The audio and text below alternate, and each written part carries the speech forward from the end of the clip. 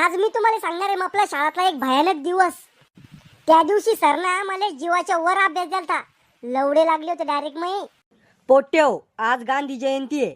उद्या शनिवार आहे, उद्या दुपारून सुट्टी आहे. आणि परवा रविवार आहे, परवा पूर्ण दिवस सुट्टी आहे. म्हणजे तुम्हाला लगातार 3 दिवस सुट्टी आहे. Wow, enjoy.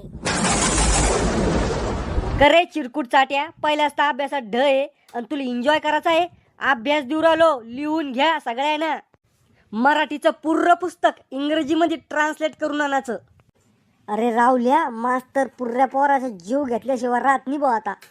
आणि 1 ते 400 पर्यंत पाढे तोंडी पाठ करून यायचे. सर 400 लोक पाडे लगे.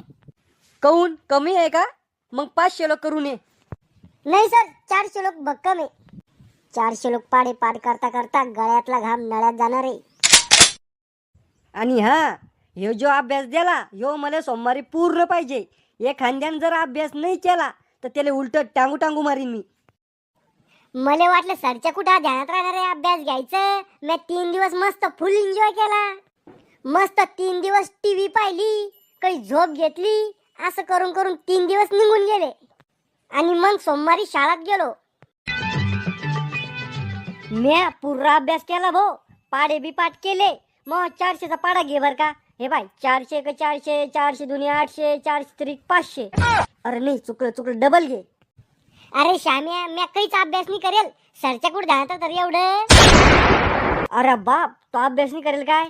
आता तू गेला, आता तुला उलट टांगू टांगूच मारते सर.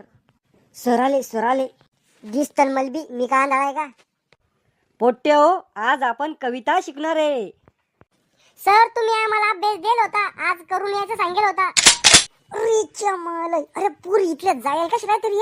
इले तर एखाद्या दिवशी दाखवीन म्हणून मी.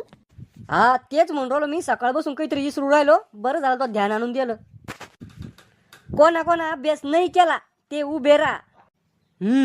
मला वाटलंच होतं रावल्या तो अभ्यास नसन करेल. कारण की तो सारखा नमुना पुऱ्या भारतातच काय पुऱ्या जगात सापडून बी सापडणार नाही. सर अभ्यास करायचं ध्यानातच नाही राहिलं. ध्यानात नाही राहिलं? ये पुढे ये, इकडे पुढे ये. जेवण केलं का संध्याकाळी? हाव सर, दबा के. खायचं कसं ध्यानात राहिलं? तो अभ्यासाचं ध्यानात नाही राहिलं.